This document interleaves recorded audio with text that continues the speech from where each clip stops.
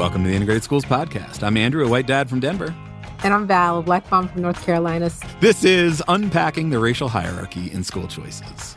Joined by a very exciting guest today. We have Dr. Chantal Haley, an assistant professor of sociology at the University of Texas, who's really digging into her sociology background and how race and racism interact with schooling. Yeah, and I'm particularly excited about this because I feel like we have a number of times on the podcast mentioned this Chase Billingham, Matthew Hunt research that really looked at how white parents think about race when it comes to choosing schools. And they did this research where they showed white parents a bunch of different schools and changed the racial makeup of them, held other things steady, and basically found that, I think they write, the proportion of black students in a hypothetical school has a consistent and significant inverse association with the likelihood of white parents enrolling their children in that school. So you already know I'm in my feelings in this whole episode. Yes. The research has shown for a while that the blacker a school gets, the less likely white parents want to send their kids there. But I think what's fascinating about Dr. Haley is that she's sort of really exploding that black-white binary because, you know, we often think about school desegregation, school integration in terms of 1954 and Brown v. Board. And at that point, we had black schools and we had white schools. And that is not the country that we live in today. Right, exactly. And so I think we have to be very intentional about including all of these voices and perspectives in this conversation because integrating schools impacts all of us. Right. So in a country that has a significant Latinx population, that has a growing AAPI population, we really have to think beyond just black and white folks. And really so much of the research, as is the case across the board, is really focused on white parents. White folks are centered in the research, and I really appreciate that Dr. Haley tries to push that. Yeah, and I'm thinking specifically about public schools, which is, you know, what we advocate for. Public school population is majority students of color, right? So how do we understand more about how they are experiencing these spaces, especially across different racial categories? Yeah. The only thing to say before we jump into the conversation is just, you know, this is research about racial categories of people, and we kind of often speak in broad strokes about white parents do this and Latinx parents do this and AAPI parents do this and black parents do this. And obviously it is worth mentioning that is not all parents, not to say that every single parent feels that way. But I think it's important for us to understand that these are trends, and the research shows this stuff for a reason. And so it's really important for us to interrogate our own feelings and decisions about how this is operating and have conversations with our closest neighbors and friends about decisions they're making as well. Yeah, for sure. All right, let's take a listen to Dr. Haley. I'm excited.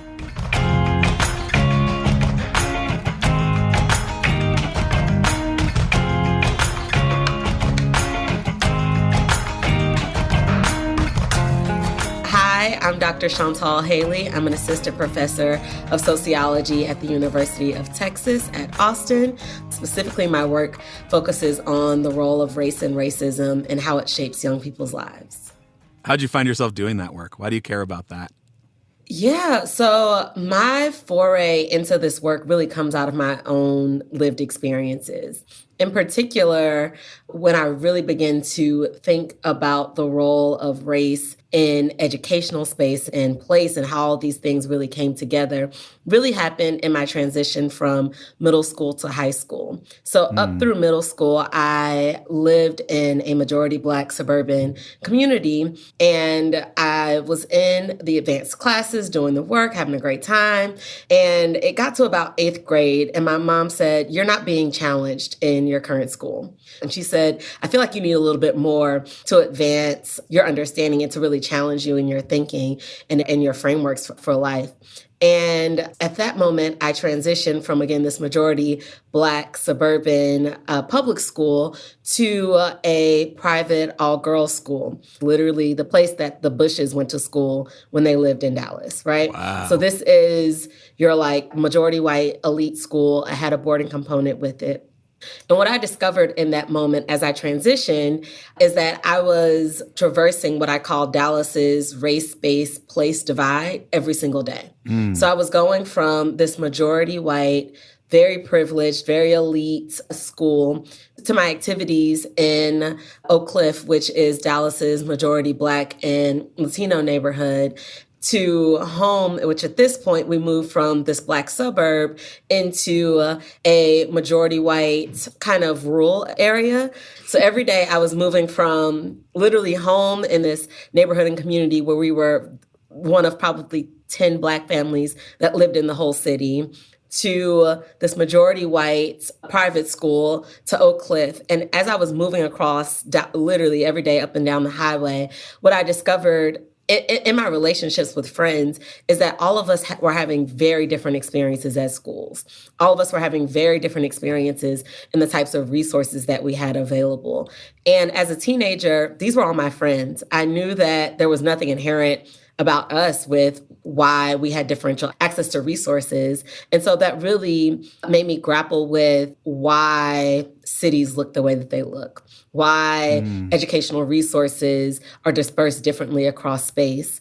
And so that really is where I landed in trying to understand both why people choose the kinds of schools that they choose, why there are differential access to resources across these spaces, and what that means in terms of people's long-term outcomes and long-term experiences.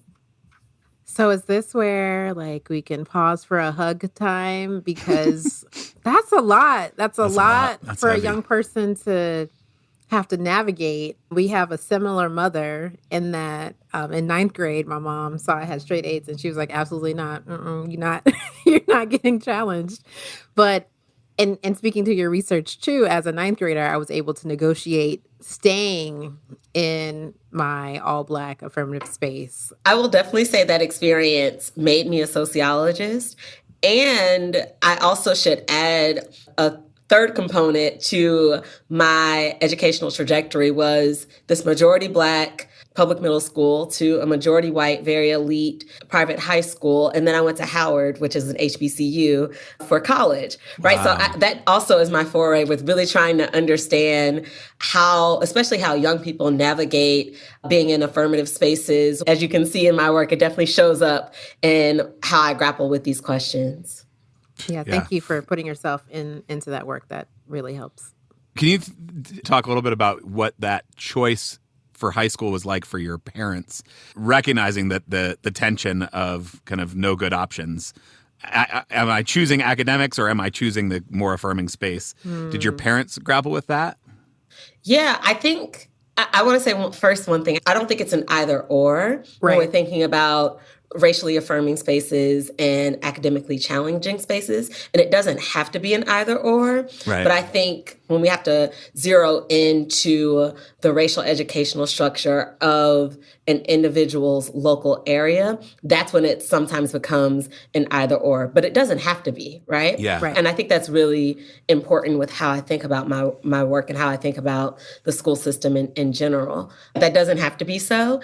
And I think it has a lot to do with who governmental structures and school districts respond to in terms of their requests for resources and opportunities. It has a lot to do with the very intentional segregation of spaces that exist in the United States, right? It has a lot to do with the legacy and contemporary racism in this. I think often we look at schools and we just say, this is just how it is. But I think especially now how I'm conceptualizing my work is really about race and racism, both in the structure of what the school systems look like and in how people are thinking about how they navigate that structure. Thank you for that. I appreciate it. But to your actual question, which was about my parents and how that choice happened. So my parents are from New Jersey. And I have a picture that's on my Twitter, and it's a picture of my mom's mother, my grandmother, sitting at a table with another Black parent and the white superintendent of their local school district.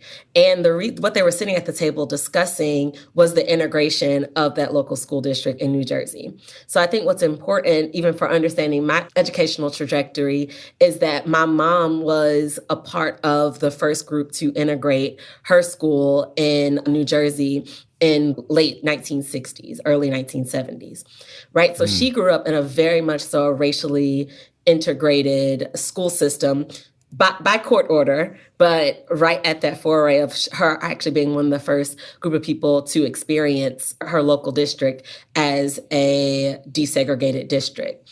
And so that also factored into her choice as she was looking at my educational trajectory and seeing that I had only been in Black school spaces. She wanted me to experience interacting with other kinds of people. And in Dallas's again, racial spatial divide, those kinds of spaces very rarely exist. And so she was very intentional with saying, you've had this experience, you're very much so empowered in your Blackness.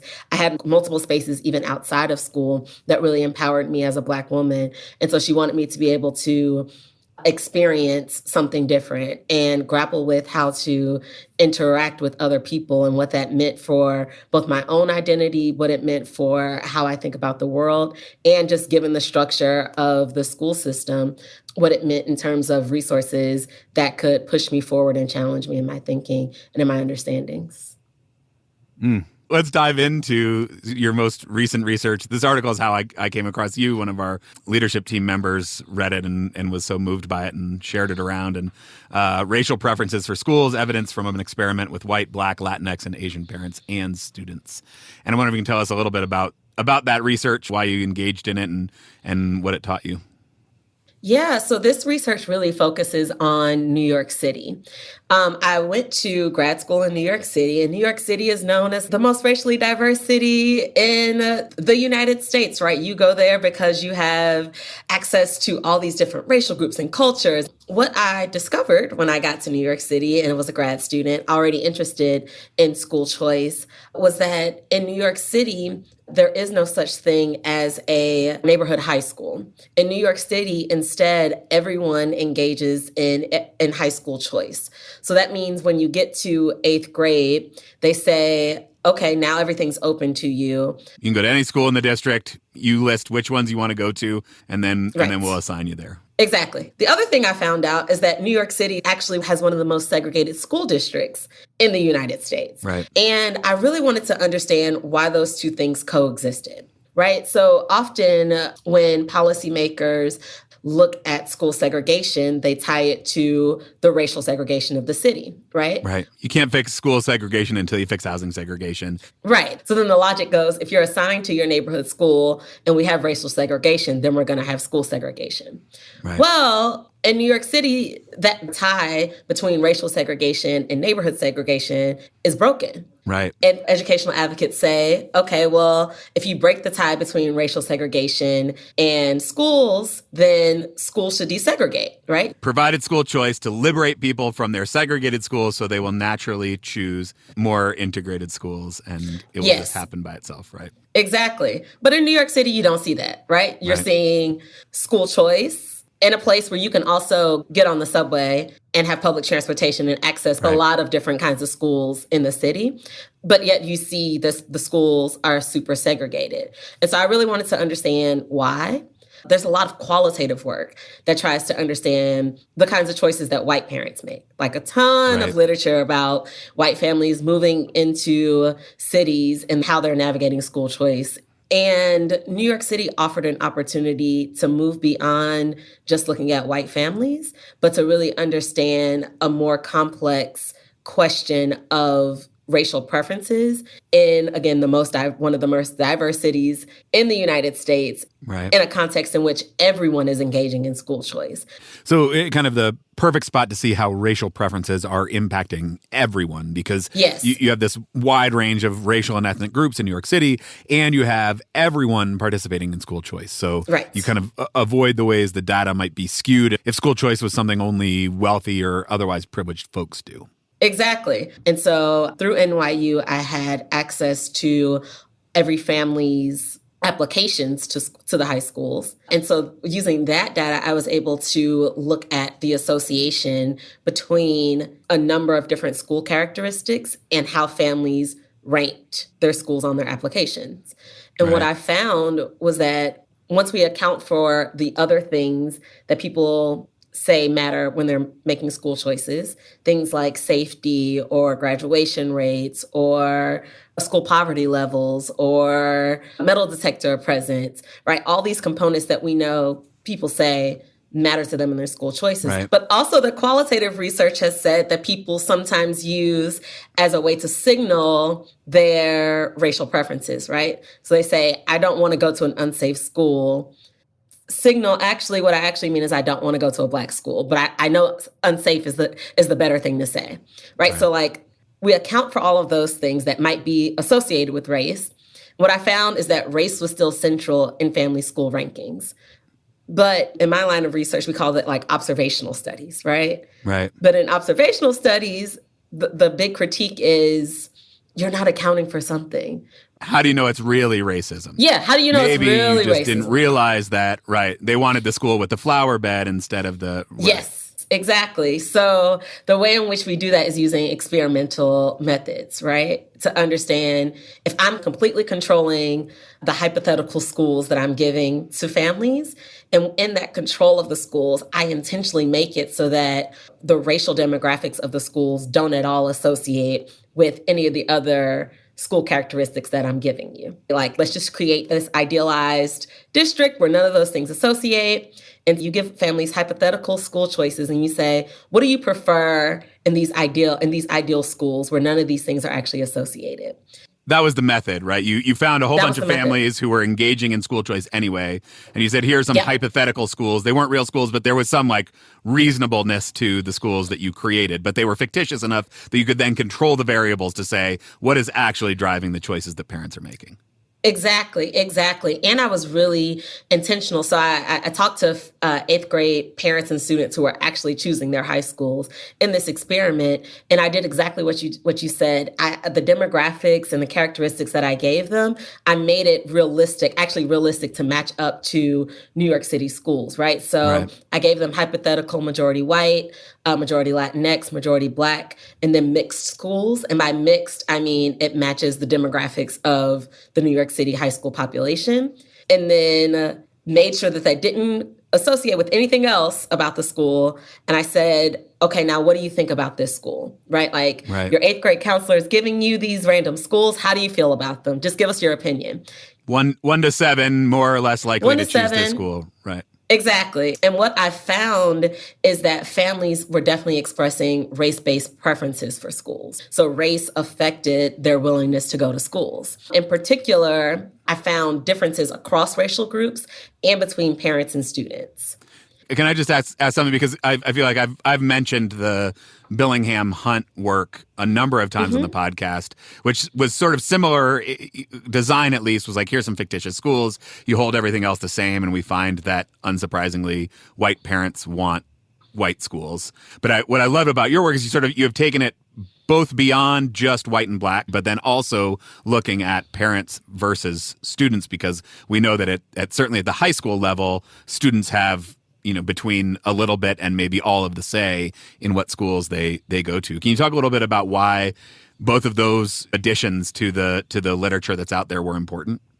Yeah, let's think about the Black-white binary. I think the reason why a lot of our research in particular focuses on white parents' preferences or beliefs about Black students is because historically, that's what the school system looked like, right? We can think back to the 1960s, and historically, the schools were majority white or Black, right? Right. But that's not what our schools look like anymore. We have a large, exponentially growing population of Latinx students, an exponentially growing population of Asian students. And that especially is so in our major cities. Right. And so I think that's why it was super important to move beyond Black and white, because that's not what schools often look like now. And I think it's also important to not center whiteness in our research and to really grapple with the ways in which everyone is having an impact on what schools look like. So I think that was one of the reasons why I did that. The other reason was the reality of that transition from middle school to high school that you don't see in elementary school. You don't see pretty much going into middle school. But high school is the first moment where students are either completely autonomous in making their school choices, or it's the parent and student negotiating that together. And this is where the experience of elementary school and middle school is informing the student in the Right. same way that the parents' experience of their own schooling experience is informing them. And I think your research shows that those don't actually always line up exactly.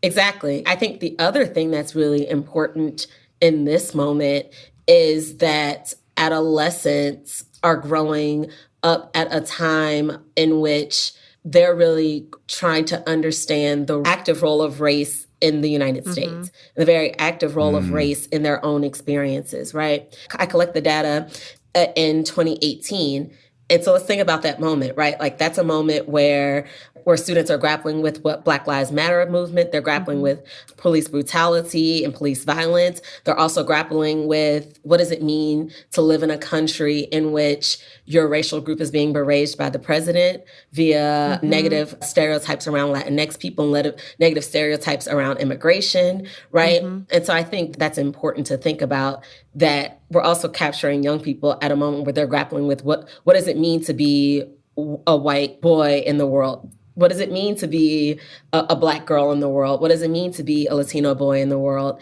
And what does it mean in terms of the experiences that I want to have or don't want to have in a school space? Not only did you find that race was playing a role in these decisions, which we knew definitely was happening for white parents, but actually seems to be happening across the board. But it's also not happening in the same way. It's not like everyone has decided that the white schools are the best schools. We see that the preferences that parents have are not homogenous. Yeah, so we can focus first just on the parents. Again, this is why we have to decenter whiteness in research, because I think our narrative comes from the narrative of what, in my study, white parents' preferences are. So in my study, white parents prefer the majority white school first, then the mixed school, and then a huge jump in lower preferences for the Latinx and then the Black school. For Latinx parents, they are very similar preferences for the Latinx, the white, and the mixed school, but they really prefer to avoid the Black school. Asian parents, we're seeing that similar preferences for the white and mixed school, but they really want to avoid the Latinx and Black schools. Black parents aren't expressing these racial preferences, right? So there's no effect of race on their school preferences. We see across the board that white, Asian, and Latinx parents really want to avoid the majority Black school. But we see for white parents, they have this very stark racial hierarchy in the kinds of schools that they wanted to attend. Dr. Haley, I need you to help me process that, though. I know. Help me understand. Is there something that I can understand? Yeah. I think, again, it's tough, right? I think I'm going back to the racism shapes how people make school choices, right? Yeah. So we know in the United States, there's a racial hierarchy, let's say within stereotypes, right? There's a racial hierarchy and stereotypes around students that essentially say that white students are smart, they're really ambitious, they're peaceful. Asian students are great students, they're engaged, they're the model minority within schools. You have within this academic hierarchy and stereotypes, right? You have Latinx students who are sometimes considered really hard workers, sometimes considered really violent. Then you have really strong anti-Black stereotypes around Black students, right? In particular, around them being violent and disorderly, and around their schools being places where you cannot advance within social mobility, right? It's like those stereotypes exist in society, and those stereotypes also exist around the idea of schools. Your work also shows they clearly exist maybe most strongly in white parents, but they also exist in other parents as well. They also exist in Latinx parents. They also exist in Asian parents. Right. And I think what my work is really showing, again, just focusing on parents, is this strong role of anti-Black racism in shaping family school choices, right? And I think that by just focusing on white parents, you don't get that these other racial groups are also avoiding Black school spaces. In some of my other work, I show that this avoidance of the Black school is really driven in part by race-based perceptions of safety at those schools, right? I give families safety information about these schools. I say, this Black school has the same safety rating as these other schools. But what I find, again, using this experimental work, is that the Latinx, white, and Asian families still think that the Black school is less safe. And that in particular, if those families have expressed biases towards Black people, if they think their stereotypes around Black people being more violent, and if they don't go to middle schools with other Black families, they're more likely to perceive the Black school as less safe than these other schools. And that then drives their school choices. Dr. Haley, it's just always I think even more difficult to hear about anti-Blackness from other communities of color. Like that is always extra difficult to Mhm. process. And yeah, I think I was just saddened by that, while I was reading, because it would be wonderful for Black people just to have their dignity and humanity affirmed, period, the end of that, right? But we are constantly up against these anti-Black stereotypes. Um, and it's unfortunate. It's I don't really have the right words. I don't know what white and or privileged parents or Latinx and Asian parents need to hear from Black people to get them to change their minds. I don't know. Yeah. Whew, that's tough. Yeah. We sort of covered what parents want, and Mhm. I'm wondering if you can tell us what your research shows about what students want and how that's maybe similar or different from what their parents want. The students give me hope. So y'all parents need to get it together. Because the students give me Yeah. hope. So I think it might be easiest to take it each racial group at a time. Sure. The differences between parents and students are slightly different for each racial group, right? Right. So let's start with the Asian families. The Asian parents and students' racial preferences for schools look very similar. So they both are expressing desires to attend the majority white and mixed schools more than the majority Black and Latinx schools. Very similar patterns. For white respondents and Latinx respondents, what I find is that parents' preferences for schools are more anti-Black than their students. So I'm seeing that white parents want to avoid the Black school at 2 times the rate than their students. Also, I find, again, that Latinx parents want to avoid the Black school at much higher thresholds than the Latinx students. The way that I categorize white students and Latinx students' racial preferences is to say that they have an in-group racial preference. They prefer the school with their racial group the highest, but they don't really express any other preferences for the other schools. How I interpret it is that they want to go to school with kids that are like them. Part of that might be built into racial stereotypes around other groups. Part of that may be built into what their friendship groups already look like. And so they're thinking, I want to go to school with my friends or with people who are like my friends that I currently have.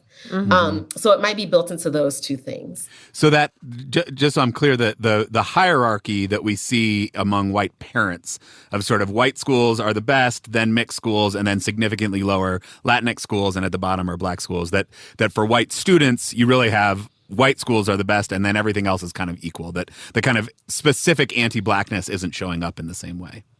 Exactly. And the same thing for Latinx students, where it's, Right.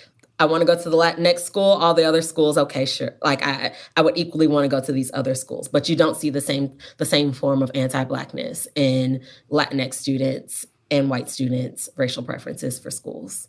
Let's talk about Black kids. So Black families, this is why it's important to think about this in an intersectional way. We find a very different pattern.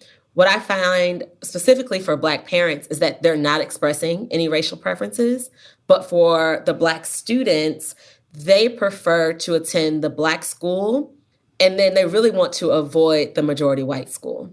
So what I find is that they rate the majority white school the lowest and rate the Latinx, mixed, and Black schools much higher. I read your research both as a former student in these spaces and as a parent, and specifically as a parent of a child who's trying to negotiate high school, right? So we are right smack dab in the middle of the group that you studied.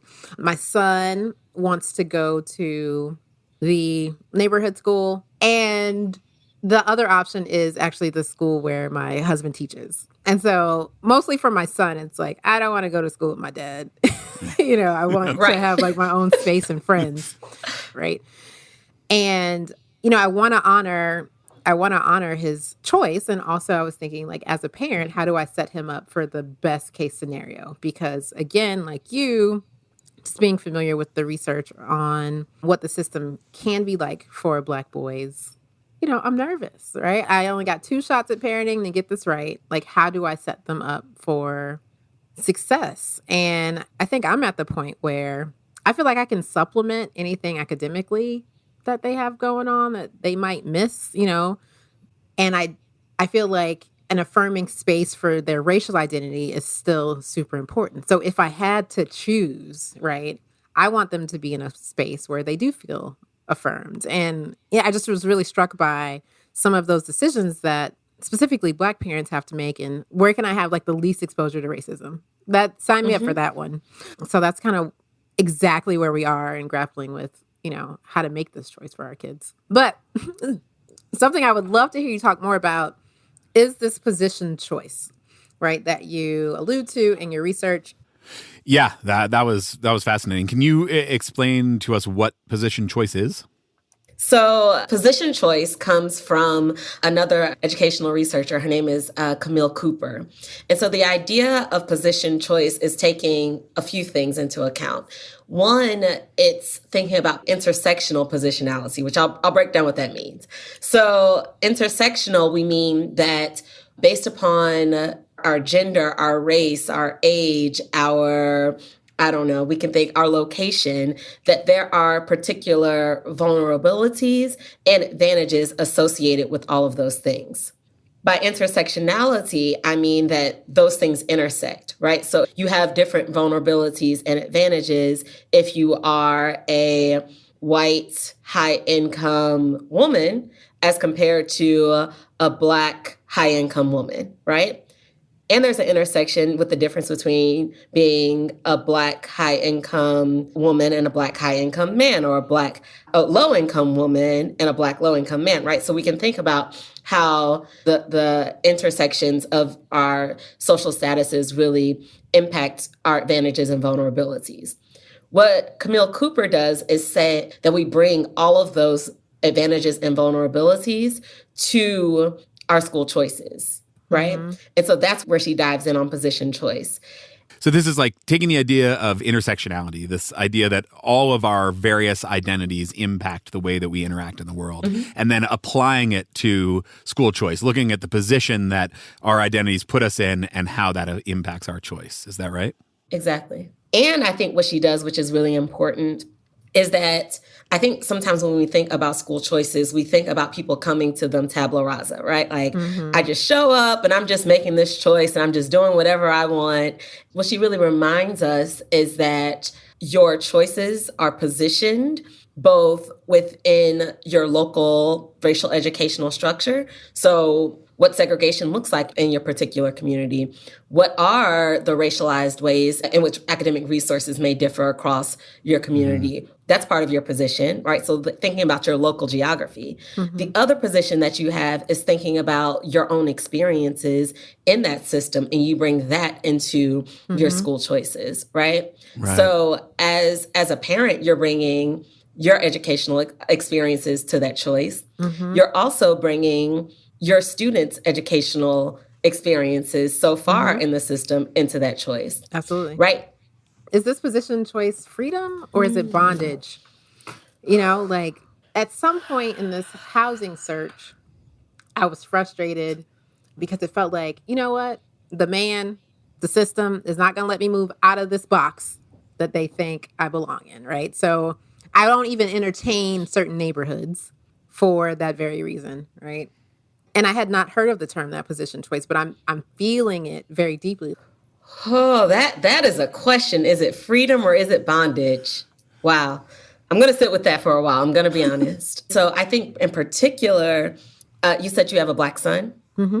So when you're thinking about his position choice, you're thinking about it from the context of his both vulnerabilities and advantages as a Black boy in particular school spaces. Absolutely. Right? And so the question of, is that freedom or is it bondage? It's bondage. Right? I think what's important, and I think, again, this is why I really emphasize that you're making choices within a racialized system. You're making choices within a system that has both a long history of racism, that has a long history of who it responds to or doesn't respond to. And that is bondage. And then you have choice within that, right? So Lynn Posey Maddox, specifically when she talks about Black parents making school choices, she has a piece out that's entitled "There Is No Right Choice," right? So you can think about, okay, I can choose for, in your case, like my Black boy, to live in a neighborhood that may have access to a particular school that has a lot of resources. But what does that mean in terms of his own risks to police violence in that? What does that mean in terms of his own risk of being seen as a criminal within that school and potential impacts that can have on his educational trajectory? Or you can make the choice where you say, okay, let me put him in a space where he may not experience as much within school racism, right? Or racial biases, but it's not that you're escaping racism. Right. Because racism still exists. Racism structures what's available in that school or not. So it's not the escape of racism, right? And I think that's the part of the bondage, right? Yeah. That racism is shaping what's accessible in these school spaces, but also it's shaping your experience once you get into the school. Oh, and I'm looking specifically at it was a tough read because it just, it's so pertinent to like where I am right now.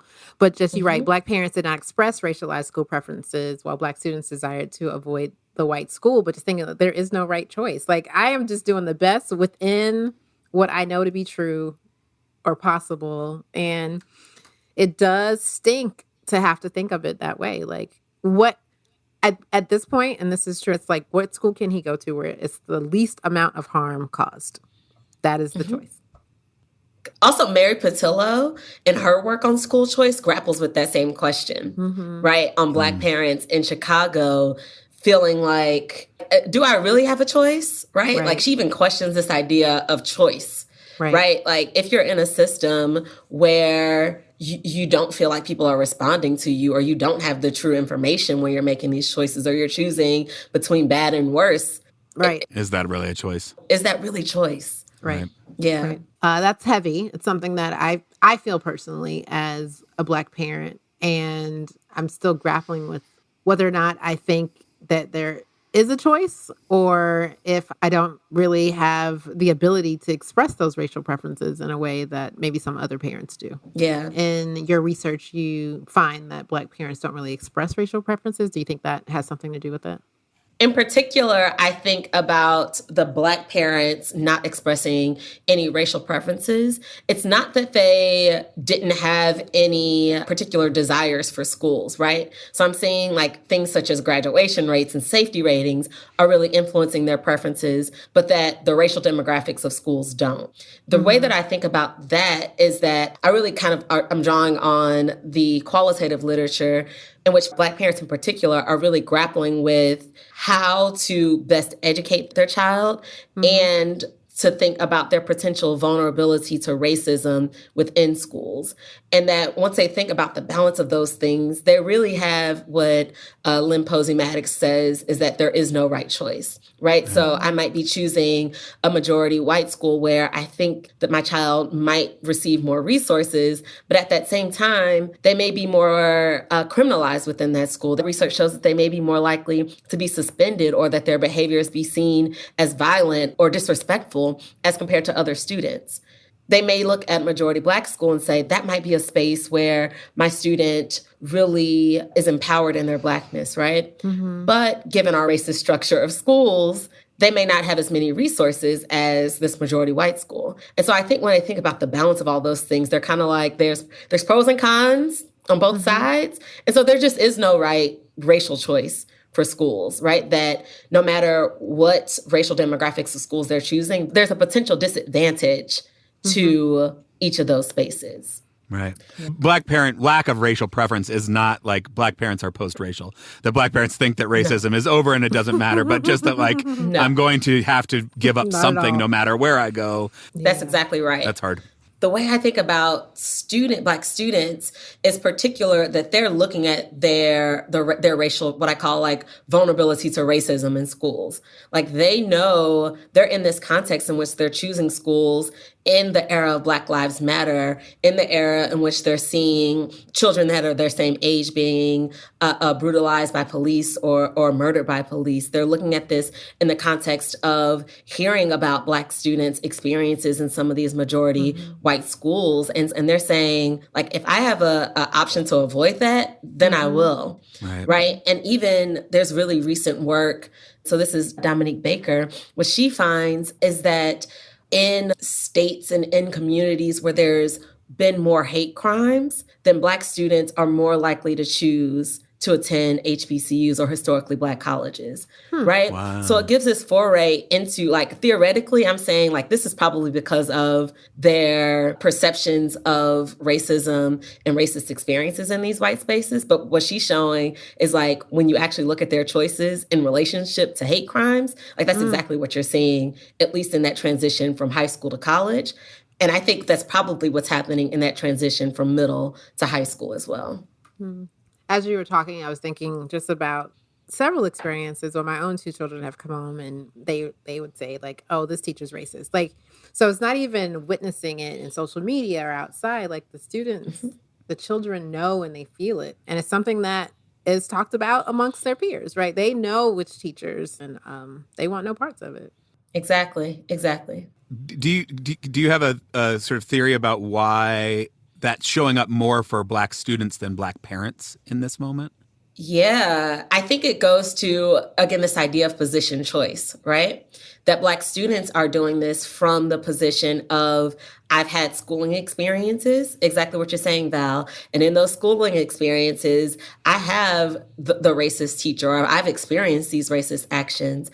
And so now I have the potential autonomy to make a different kind of choice. So I think that's the trajectory or the positionality that students are coming to this choice. I think parents are coming to this choice often from a very different space. They're thinking about it in the context of their own schooling experiences, but they're also often coming to this from the context of these other experiences as well, such as choosing a neighborhood, right? Or thinking about their work experiences. It is difficult because, to your question, Andrew, it's not that we don't think about it. We think about it a lot. But when my daughter came home and she was telling me an experience that she had in fifth grade, and I looked at her, I was like, oh, you had your first microaggression. So my option as a Black parent was to say, to teach you how to deal with this because it's not going anywhere.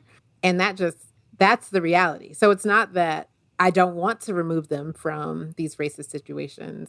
Instead, I have to teach them how to deal with them because, as you mentioned, my experience, in school, in work, in life has shown me I have to figure out how to deal with it. And so it was teaching her the language of that. And that was the best I could do to protect her. I think that's exactly right? I think by the time parents get to this school choice for, especially this middle school to high school, they've built a toolkit for being able to navigate racism. Whereas students at that point may not necessarily have built that toolkit yet or understand what that toolkit looks like as they navigate the rest of the world. The kids feel like, if I avoid the white school, I will avoid the racism. And parents have been disabused of that idea that you're going to have to deal with it sooner or later. Yep. Right. Whew. Oh, that's uplifting. So we typically ask people to help us solve racism each episode. What you got? We haven't done it yet. We're close. Each episode we're a little bit closer. A little bit closer to solving racism. I think what my work really shows is that the fix is multi-layered and complicated. Yeah. Like, even what I'm finding about these race-based anti-Black perceptions of school safety, again, that it's built in individual racial biases, is built within cultural stereotypes, and it's also built within the role of previously segregated school experiences then influencing your perceptions of potential schools, right? So it's like, you have to, for me, you have to hit it at all three levels in order to really have an impact on the potential for integrated schools and racial equity. Right. I mean, I think often often school districts and teachers, everybody wants, like, what's the one thing that's going to solve racism? There's the silver bullet, right? Yeah. Where is it? right? Yeah. Where's the thing? It's school choice, right? Like that was the solution, right? Right. School choice, like break up neighborhood segregation from schools. And now we've solved racism. It's like, Right. no, that's not, Turns out, that nope. doesn't work. No, actually people are just express their own forms of racism within school choice, right? Like that's actually what happens. And so I don't want to offer that there is one simple solution.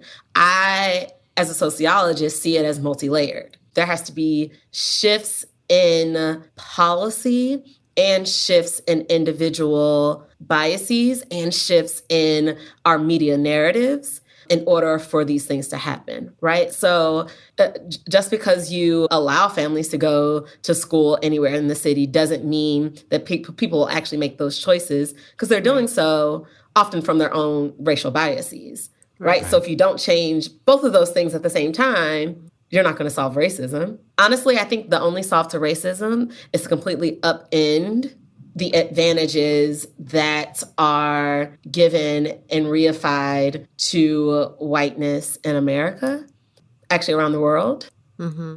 I appreciate you taking our question seriously. I mean, and I think you're probably right. Are doing it. Yeah, you are doing it. So thank you. We've said this a number of times, but that is a fairly, I think that's probably true. And that's pretty simple. It's not easy, but it's pretty simple. Pretty clear cut. We know what, right. We know what needs to happen. Upend the advantages given to white people. Now, how does that happen when white people hold the power? I don't know. I don't know if it's realistic. But I mean, I think that's to solve racism, you have to solve racism. That's a secular answer, but that's the reality. That is the reality. Right. Well, I mean, I think it does. And you probably know where I'm going to go here, Val, but like the fact that the kids are not yet as wrecked by racism as the parents are speaks to the power of the kind of generational work of solving racism, that we are not going to solve it in our generation, but we can set our kids up to be a little better, a little closer to solving it, and that then their kids are a little closer and their kids are a little closer.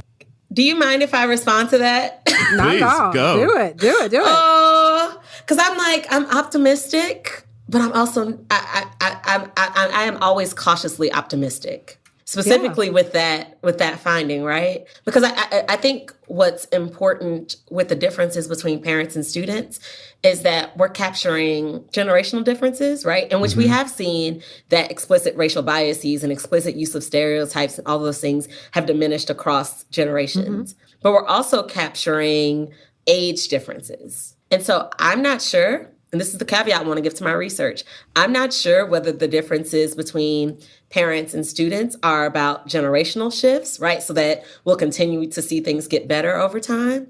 Or are we capturing age differences, meaning that as students age into thinking about potential anxieties around their own children's social mobility, that they then go back to enacting the forms of racial biases and racial preferences that their parents had.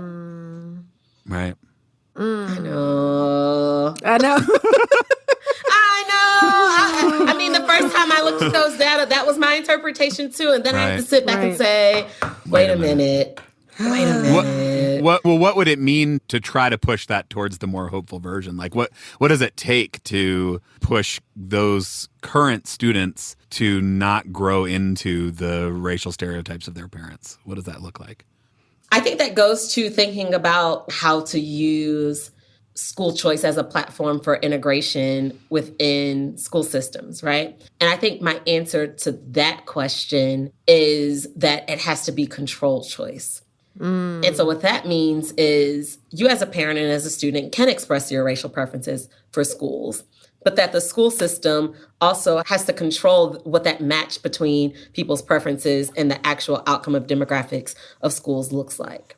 In a controlled choice system, parents can both and students can both express their preferences, but school systems can control what the actual demographics of schools looks like in the end, and potentially give students more exposure to different racial groups. Because what my other research is showing is that the fewer Black students in their middle school, the more likely they are to express these race-based biases about safety in schools, right? So that's like one lever.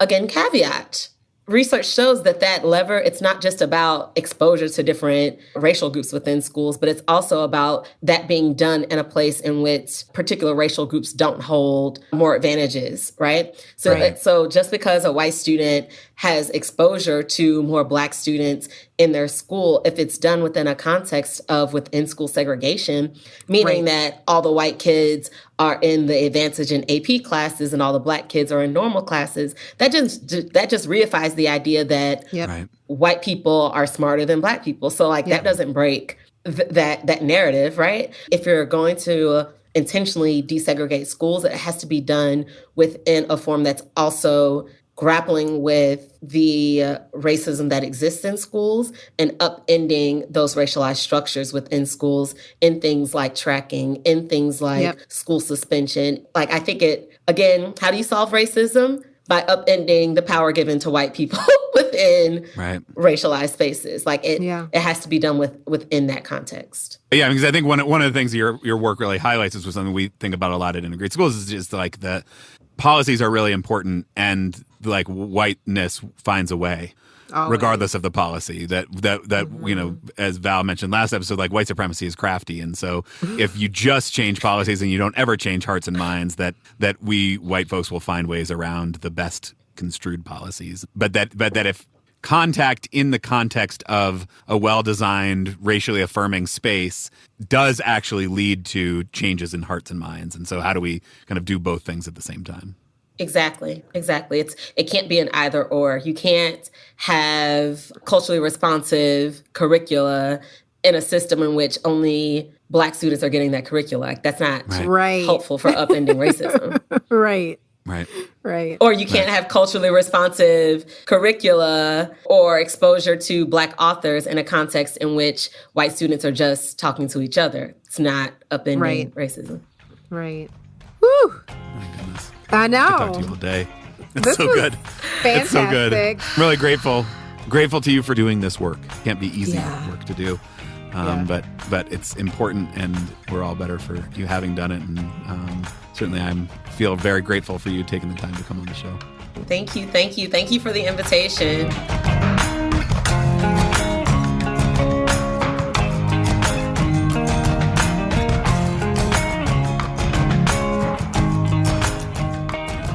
So, Val, what did you think? Always in my feelings about these things. I think I want to start with just her own schooling experience and how her own story, both that of her personal journey and the journey of her family members that she talks about in terms of them doing this integration work, how that influenced so much of her research and so much of her commitment to understanding how this operates and how it impacts students. I think I also really want to acknowledge her centering the experience of students and developing this autonomy to say hey, this is the kind of schooling experience I want too. I don't know that just generally, even in schools, we have enough of those conversations with young people. So I just want to highlight that to start. It's another really important piece of her work that feels really additive to the conversation, because certainly a lot of the conversations about school choice happen at the elementary school level where kids really don't have the ability to have much of a say, but we miss things if we skip over what students actually want. And I think that idea of, position choice and what are high school kids bringing to the conversation from their own experiences that might be different than what their parents are expecting them to have when they show up in these spaces, and what might we lean on those feelings and those perspectives from the students themselves to try to push the conversation forward. Right. And I think that's really important for the parenting aspect of this, because if my children, both Black children, came to me and said, I don't want to be at the school because I don't feel safe, emotionally or psychologically, or I don't feel like my identity is affirmed, I have to take that into consideration when thinking about where they go to school. And I feel like sometimes, I'm just going to guess, you help me with the white parents. I feel like sometimes white parents think this will put them in the best situation, in the future financially, or the most connected, even though it might be damaging to them because it is a place that is steeped in whiteness and white supremacy. And what are your thoughts on that? Yeah, even just the way we talk about good schools and bad schools is about the ways that we think it may or may not set our kids up to make money in the future. Right? It's like all steeped in capitalism, and the metrics of success are like, is it preparing you to get the best job possible? And even if you take that framing as valuable, which I struggle with for sure, I think we still don't actually do a good job, because we're not actually setting our kids up for success if we are putting them in spaces where they're only surrounded by other white kids. Okay, I have a question. I love you being the white person I can ask questions to. Do you think it feels the same for white folks in do they feel racially affirmed in these all white spaces? Is that the same type of feeling that I'm describing for my son and his experiences? That... Look at me asking you doctor questions. Look at that. You see that? For real. I know I will try to speak for all white parents, because that's my role here. Awesome. In my own experience, it doesn't feel like racial affirmation. It feels like the lack of having to confront race as a thing at all. Right? It's like the absence of race as anything that even needs to be talked about or addressed. Yeah, and there's safety in not having to address that. Yeah, but I don't think it's identity affirming at all, really. The homogeneity of an all white space, I think, actually makes.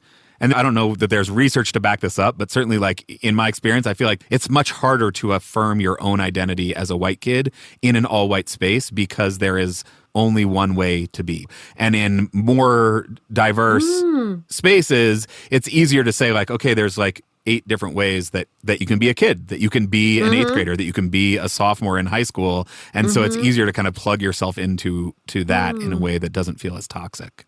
No, that description feels super affirming to me, right? That because we have already embraced this difference and diversity around us, that I can show up however I am as a white kid too, and not only have to be one way. Yeah. I don't know. You keep making cases for us to integrate. So I'm trying. So I'm here for that. Well, let me ask you something about your son's choice. Yeah. Because this is something I struggle with is on the one hand, obviously the older kids get, the more important it is that they feel some sense of ownership over their own fate. And it is potentially more comfortable for a middle school kid to go to a school. I mean, we see this in Dr. Haley's research, right? Kids prefer schools that are full of kids who are like them. And where do you acknowledge the autonomy of your kids, and where do you draw a line and say, no, actually, this is more important? Yeah. Our particular family, we just have a unique perspective because of our professions, right? And so we can talk pretty honestly about school systems and how they work and how they function. I can say, because we have not detracked, here's why you are taking all honors classes. Here's the opportunities that it provides you. And so those are things that we talk about very honestly, because we know how the system works, specifically for Black and brown kids. Andrew, I got 2 shots at this. That's it. Yeah. And, I think I really got into my feelings about whether or not I have a choice, whether it's freedom or bondage. I really got into my feelings about that a lot, both in reading her research and talking to her, because the stakes feel really high. The stakes feel really high. Can you say more about what feels high about the stakes? Yeah, I don't think that my child or my children have a lot of opportunities to mess up. And it feels like a significant responsibility to try to put them in school systems where they can come out whole, right? Dr. Haley talked about her elite white private education as a high schooler, and that's not even what I'm looking for. I'm looking for the schools that will do the least amount of harm. How can I put my kid in a school that does the least amount of harm? And I think that came up in her research as well. Black parents are I'm stuck.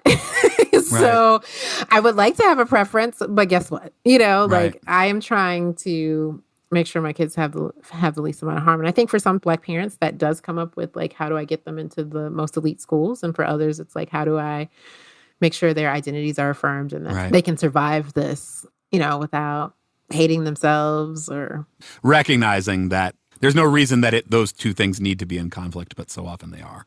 Right. I mean, I think that's part of the appeal of HBCUs is that you kind of you get all of it. Yep. There. I mean, my whole K-12 experience was at HBCU. Woo woo. I don't. Is that good or bad? I don't know. Yeah. But I turned out all right. But you also didn't have 72 AP classes offered at your high school or... Right. I didn't. But, my own story in terms of my parents, et cetera, and the decisions they made offered a level of privilege too, right? They were educators. My grandfather was an early childhood professor. So from the very beginning, I was like in a safe space. Do all of our students of color have that same protection? Not necessarily, right? I feel like I spend a lot of time trying to convince other white parents that the stakes aren't nearly as high as they think they are. There's this sense that I've got to get them into the right preschool. We're thinking about getting pregnant, and so we got to get on a wait list, because if they don't get into the right preschool, then they're not going to get into the right kindergarten, and then they're not going to get into the right middle school, and then they're not going to get, and they kind of the stakes feel super high. And I think a lot of times that is overblown. And I don't discount at all the realness of the stakes for you and for your kids. That's why I'm grateful that we can have these conversations. Yeah. And I'm glad you said that, because I think what is really important to continue to emphasize is that we all of us value our children. And I think that it's sometimes assumed that parents of color don't value their children as much, aren't grappling with how do I get to the right school, or how do I make sure that they have the best opportunity? And that's hurtful, because why is there an assumption that I don't care as much about my kid, or that my kid isn't as valuable as your kid, right? And so I think one thing that's really important for us to connect on cross-racially is that we all care about our kids, period, point blank. Right. And I'm imploring white people to think about why they are trying to restrict access to kids whose parents love them just as much, find them just as valuable, and absolutely deserve the world, right? Yeah. That's what I really want us to grapple with. I think one of the things I really appreciate about Dr. Haley's research is the way that it kind of decenters whiteness. Because we know that white parents have this racial hierarchy of quality of school, right? The Bellingham Hunt research, the blacker a school gets, the worse it is, the less likely I want to send my kid there. We know that that kind of exists. And I feel like so much of the conversation around education assumes that is true. In actuality, not just in perception. And so then we have these ideas where the white schools are the best schools. Well, if we just give more black kids access to the white schools, we will have improved the lives of these, poor black kids. And now we're going to open up these opportunities. If the parents don't take it, it's because the parents don't care. But what Dr. Haley's research shows is that everybody wants the best for their kid, but what's the best for their kid is not the same for everybody across racial identity. Exactly. And why? Why is that, right? Why do Black parents say this feels more toxic than helpful to my kid? And why do Latinx or Asian parents be if I'm aligned super close to the Black kids, how does that hurt my kid, right? Right. These are... Look, y'all listeners, I really want y'all to pull a group together and start talking about what we're talking about here. Because this really, look, this is when I get stuck trying to fix racism. I'm stuck now.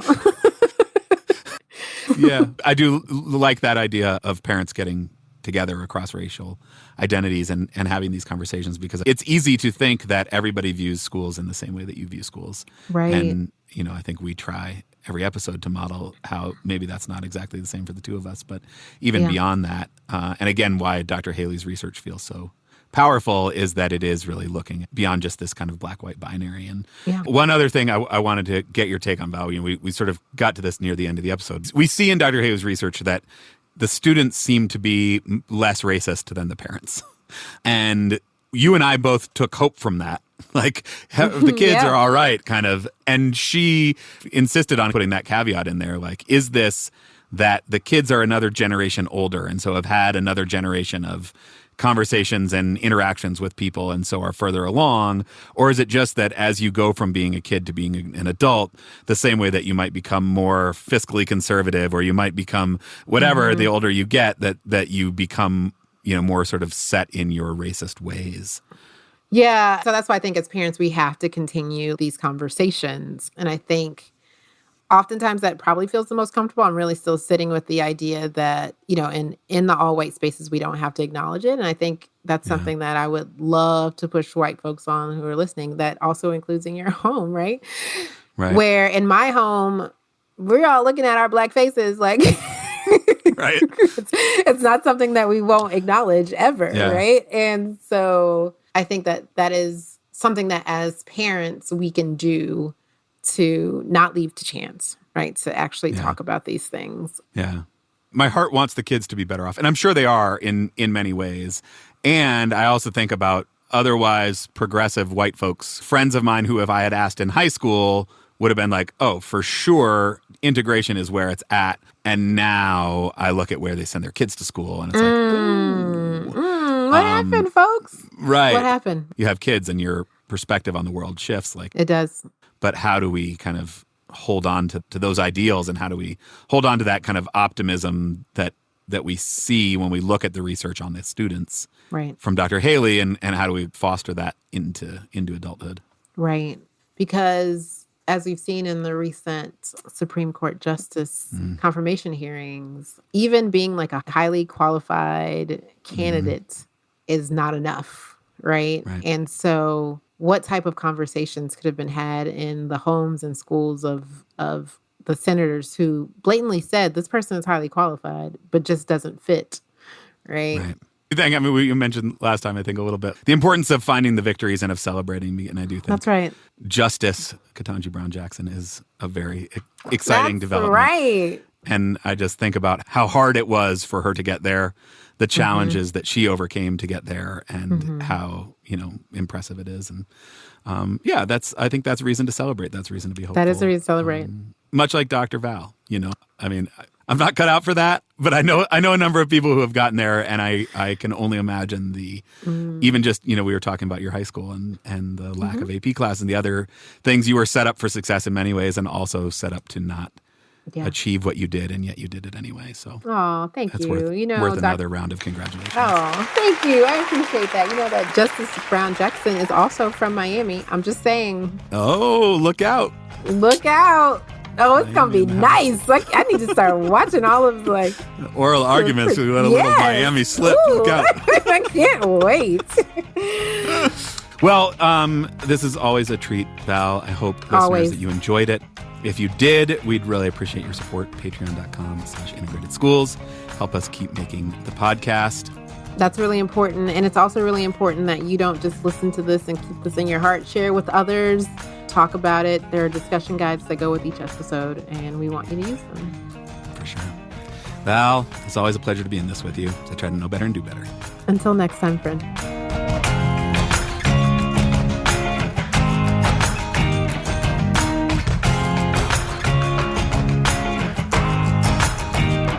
So, big boy, he says, I'm perfection. See, I can't even do it because he's that good. He says, I'm perfection personified on the first take. I am not, big boy. I'm perfection on the first take. That's right, big boy. We appreciate you. Thanks.